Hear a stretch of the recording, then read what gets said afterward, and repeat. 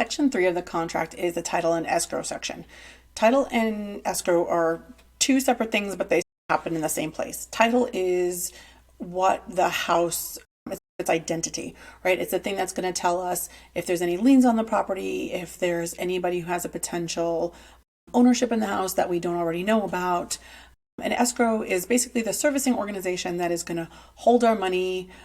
Our earnest money is going to put the services into practice, ask you how you want to take title. We'll get the title insurance for you. We'll find out HOA information. So that one organization does two things. So when we are looking at making an offer, we always want to go with a title company that we know well and trust.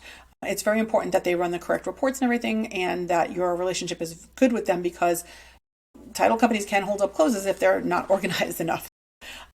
The first part of this section is going to be choosing the title company. And of course, I have several I can always recommend. This one, of course, I just made up. There, as far as I know, there's no ABC title company.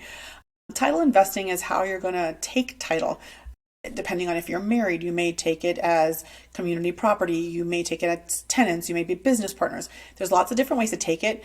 Unfortunately, I can't make any suggestions on how you take it, but there are definitely lots of resources that can help you pick which way is best for you to take title. Now there's the title commitment and the title insurance. The title commitment is going to be the thing that tells you all the things about the house. And you want to read this thoroughly, because there may be easements on your property. And easements are very common when it comes to things like power companies and water companies, but is part of your property, the driveway for the next door neighbor, and there's more significant easements sometimes on larger properties in more rural areas.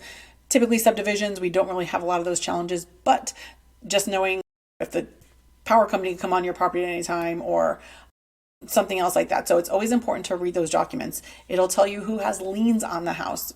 We're typically expecting a mortgage company to have one, but what if we see one from a general contractor because work wasn't paid off? So there's a lot of those things that we need to pay attention to. As a seller, I usually like to run those ahead of time if possible, because this way we have no surprises. If something comes up on the title, and let's just say it was a lien you forgot about, it's going to get paid off at closing. And if you don't have the funds from the equity of the house to cover that, you're coming out of pocket.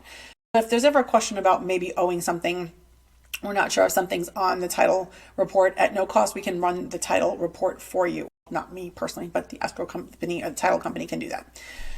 So when it comes to title and escrow companies, you're basically depositing your earnest money there. They're going to tell you how to do it. You can either do wire funds. We talked about that. You could do checks. You can bring it in, they can pick up a courier. They're going to be the ones who, when they run title, and if something isn't caught, they're going to have title insurance for you.